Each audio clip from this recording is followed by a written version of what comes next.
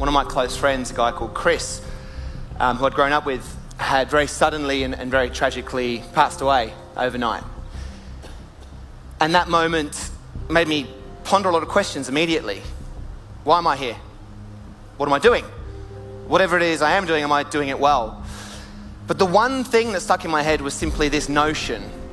If Chris knew that he only had 24 years on earth, would he have lived the same way if given another chance? Would he have changed anything? Was he happy? And I never got to ask that question to him, but the more I thought about it, he lived on the beaches, he loved his family, he loved his mates, he loved having a beer, he loved being a big kid. Rightly or wrongly, by anyone else's code, Chris was living a life that reflected his values. He wouldn't have changed a thing.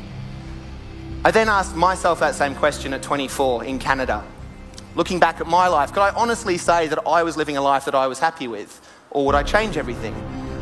And instantly, with consideration, I realized that I would change everything. And I began jotting down everything that I thought might make me smile, because as I saw it, I wasn't happy. One thing turned into 10 to 50 to 100 things, and as I looked at this bit of paper, I became extremely emotional. And I decided then and there to drop everything in my life to pursue my list. You're going to judge me, and that's fine, but I flew straight to Las Vegas because I've always wanted to marry a stranger there. Now, it's legal, so how can that be wrong? Long story short, I met a stripper called Crystal Mud Wrestling, and I proposed to her. She said yes. So I found a chapel, quite romantic, an Elvis impersonator, a Stretch Tummer, you know. All these people, I don't know them, they just turned up. They thought it was funny. The only person who didn't turn up was, of course, Crystal, which left me with a problem. So I decided to create an opportunity, and I looked down at the crowd and I said, is there anyone else here who'd consider marrying me? And it turns out there was. Her name was Chevali. She was my receptionist at the hotel. So Elvis was fantastic. We had a very awkward moment when he asked us to kiss, because it was the first and the last time that we ever touched. And I only say that because I know what you're wondering. And the answer is no. So, beneath this was something far more important. This is the first time that I'd identified a goal for myself, by myself, for me. And I went through the process of getting there and I achieved it. And immediately I felt empowered. I felt in control of my life. And I was smiling, genuinely. And I thought, well, why stop? So I just haven't. I've been going for 7 years. I don't do anything else. The question that I was asking myself, what's on your list, started to get heard, and it resonated with people around the world. And suddenly, not through asking, people would send me their lists. Thank you for doing what you're doing. You've inspired me to consider my dreams. Thank you for doing what you're doing. These are the things that I've now done. 7 years into this journey, lives have changed. This is no longer about one man and a list. This is about a community and living and being, unraveling who we are so that we can be who we are. And my life changed when I met this guy here called Mark. He saw me on TV, emailed me and said, I want to do a half marathon. But when I got to know Mark, we are very different. He's a quadriplegic. At the age of 32, completely able-bodied, went to Greece backpacking, got bitten by a tick, contracted Lyme disease. Quadriplegic, can't talk, can't move. And I looked at him and I said, okay, how?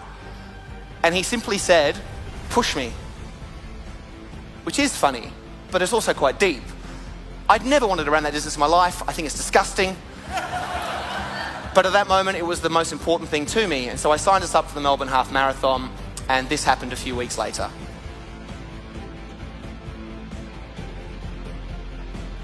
Helping someone was the greatest thing I've ever done. And I haven't stopped since. In fact, I'm approached by people all around the world now who need help with various things, and I can't stop. That's what I do. I travel the world helping people. This is about something deeper I've discovered. This is about finding your passion, and through that, finding purpose. This is about growing in every day, in every way. And I think it's about connection with each other, of course, but I think firstly with yourself. And this is my story.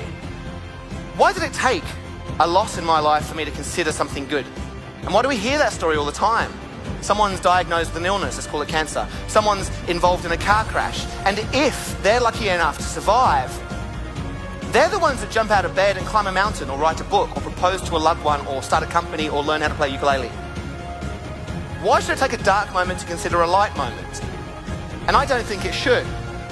And when you have that goal, that meaningful goal, it could be something personal, could be something professional, could be within the community, could be something, we're all different. It's a relative concept, it's beautiful, we're all so different. Could be something that scares you or challenges you, could be financial, experiential, it doesn't matter, it could be all of these things.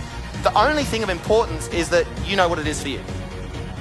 It's just a choice to pursue it. Life is about choices. You choose to be here, you choose not to be here. Because at the end of the day, we are entirely accountable for what we do. We're not bystanders, we're in the driving seat. And if this is right, the question therefore becomes, what's on your list?